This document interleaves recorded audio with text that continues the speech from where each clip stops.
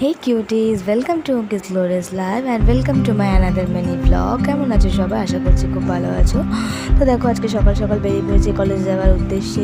সাত সকালবেলা উঠেই কারণ একটাই যে আমাকে আমার মার্কশিট আনতে যেতে হবে, তাও আবার লাস্ট ইয়ার। কারণ এরপর আমি যে আবার কবে কলেজে আসবো তার কোনো ঠিক নেই, আর কলেজে আসতে আর হবেও না।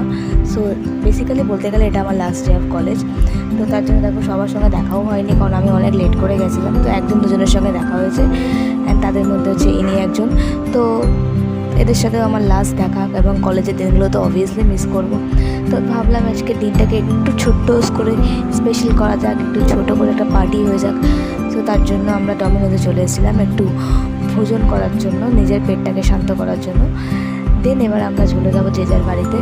আর হ্যাঁ, সত্যি দিনগুলো সত্যিই খুব মিস করবো। যেভাবে আমি আমার স্কুল লাইফটা মিস করছি, ঠিক সেইভাবেই কলেজে সেই আড্ডা মারা দিনগুলো, সেই একসাথে গল্প করার জায়গা কলেজে ক্যাম্পাসে, সো এগুলো একটু মিস তো করবো।